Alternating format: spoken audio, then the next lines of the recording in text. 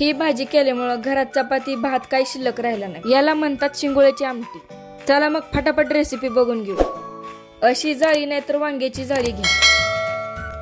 सगळ्यात आधी 1 लसूण, 2 कांदे, 100 ग्रॅम खोबरं, 1 टमाटर भाजायला ठेवते।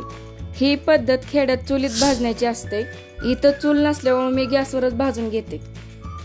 चिरून तेलात भाजण्यापेक्षा असं भाजल्याने एक गावरान चव येते।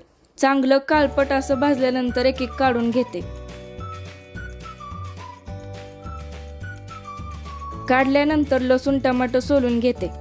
जर तुम्हाला अशा गावरान पद्धतीच्या रेसिपी आवडत असतील तर हा चॅनल तुमच्यासाठीच आहे। माझ्या अशा वेगवेगळ्या रेसिपीसाठी माझ्या चॅनलला सबस्क्राईब करा, त्याच्या शेजारचं बेल आयकॉन दाबा।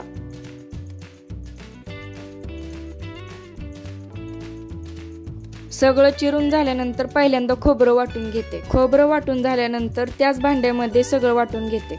वरून थोडी कोथिंबीर पण टाकते। अशा प्रकारे वाटण तयार करायचं। आता शिंगोळे कसं बनवायचं ते बघू। तुमच्याकडे असेल त्या भांड्यात 1 वाटी गव्हाचं पीठ घ्या। असं भांड गोल गोल फिरवलं नाही तरी चालेल। अर्धी वाटी बेसनाचं पीठ घ्या। चवीनुसार मीठ।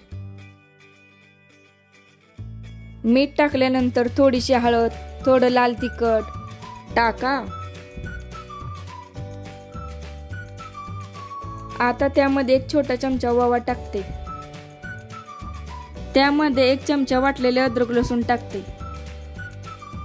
अंदाजे 1 चमचा तेलाचा पाऊस पडल्यानंतर सगळं व्यवस्थित मळून घेते। घट्ट मळायच्या अंदाजानुसार तुम्ही पाणी घ्या। जर तुम्हाला मळायला ताकद कमी पडत असेल तर आठवा तो दिवस, आठवा तुमच्या नवऱ्याचा चेहरा ज्या दिवशी तुम्हाला बाहेर जेवायला नेले नव्हतं। कणिक मळून झाल्यानंतर थोडंसं तेल टाका। एक 10 ते 15 मिनिटं त्याला आराम करू द्या। 15 मिनिटं झाल्यानंतर त्याला झोपेतून उठवा आणि मी करते अशा शिंगोळ्या बनवून घ्या।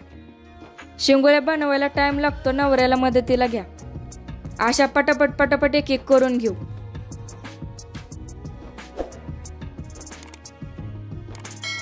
फायनली 365 दिवसानंतर आमच्या शिंगोळ्या बनवून झालेल्या आहेत। थोडं गोल गोल फिरवून घेते, मग पुढची रेसिपी बघू। गॅसला स्टार्टर मारून कढई आदळते।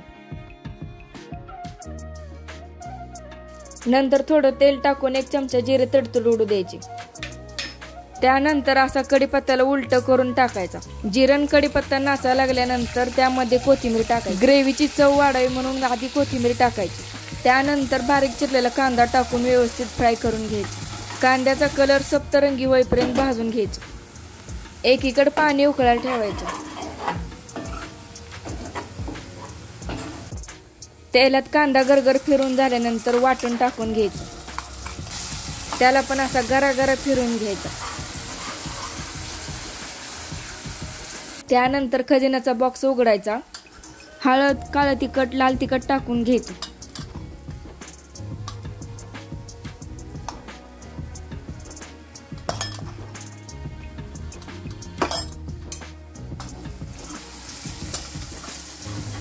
या सगळ्यांची घट्ट मैत्री करून घ्यायची। घट्ट मैत्री करून झाल्यानंतर गरम पाणी टाकायचं।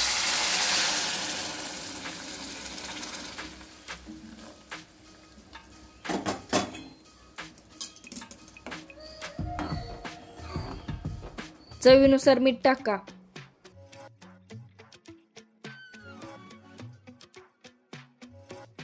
चांगली उकळी फुटल्यानंतर शिंगोळ्या टाकायच्या। एक करून टाका, नाहीतर डायरेक्ट पालत करा। शिंगोळ्या टाकल्यानंतर झाकण लावून 10 ते 15 मिनिटं शिजवून घ्यायचं।